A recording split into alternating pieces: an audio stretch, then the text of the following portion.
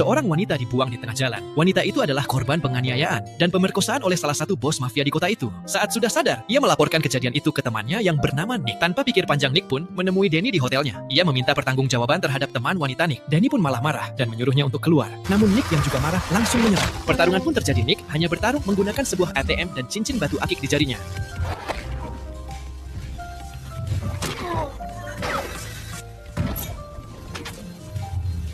Hingga akhirnya Danny dan anak buahnya tumbang. Di saat itu, Nick menghubungi teman wanitanya untuk datang dan membalas dendam. Wanita itu menggenggam gunting besar, mengarahkannya ke alat kelamin pria itu. Pria itu ketakutan, meneteskan air mata, dan memohon dengan putus asa agar diampuni. Memohon agar wanita itu mengasihaninya. Setelah membalaskan dendam pada temannya, Nick pun memutuskan untuk pergi ke bar. Tapi tiba-tiba dua pria mengelilinginya. Dengan refleks cepat, Nick meraih gelas dan melawan. Menjatuhkan kedua pria itu hanya dalam beberapa menit sebelum berbalik untuk pergi. Namun, seorang pembunuh menyerangnya dari belakang, tapi Nick dengan cekatan menumbangkannya juga. Meski begitu, Nick sempat menerima pukulan keras, membuatnya benar-benar marah. Dengan gerakan cepat dan efisien, ia menjatuhkan lawannya ke tanah, lalu mengambil nampan dan menghantamkannya dengan keras ke tubuh pria itu. Berlindung di balik pilar, Nick kemudian menumbangkan para penyerang lainnya. Saat itu, lebih banyak pembunuh datang mengelilinginya, tetapi semuanya berhasil dikalahkan oleh Nick. Pertarungan baru berhenti ketika seorang polisi tiba. Bos besar Las Vegas kemudian memanggil Nick untuk datang menemuinya. Ia memanggil Nick kali ini untuk menengahi permasalahannya dengan Danny. Dari 3 orang yang diserang Nick sebelumnya, 2 pengawalnya ditemukan tewas. Danny langsung menimpakan seluruh kesalahan pada Nick. Namun Nick membalas dengan satu kalimat singkat. Nick menyuruh Danny menurunkan celananya. Danny langsung panik karena ia baru saja disunat 2 kali oleh seorang wanita, dan itu justru menjadi bukti terbaik kenapa Nick menyerang Danny. Mendengar cerita itu, Danny merasa malu dan pergi dari tempat itu. Sang bos memperingatkan Nick untuk tetap berhati-hati karena Danny pasti akan memburunya. Setelah kejadian itu, Nick memutuskan untuk pergi makan. Namun para pembunuh dan Danny sudah berada di tempat itu. Saat situasi genting itu, seseorang tiba-tiba mulai bernyanyi, membuat Nick terkejut. Begitu Danny tersadar, Nick sudah melarikan diri dan bersembunyi di atap gedung,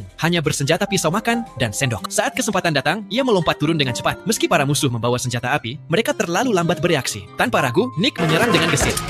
Hanya bermodalkan peralatan makan itu, ia berhasil menumbangkan semua pembunuh. Danny tiba-tiba memberanikan diri melancarkan pukulan. Nick langsung menusukkan pisau ke tinjunya, lalu ke selangkangannya, dan terakhir ke rahangnya, mengakhiri pertarungan dengan cepat. Film ini berjudul Wild Card tahun 2015.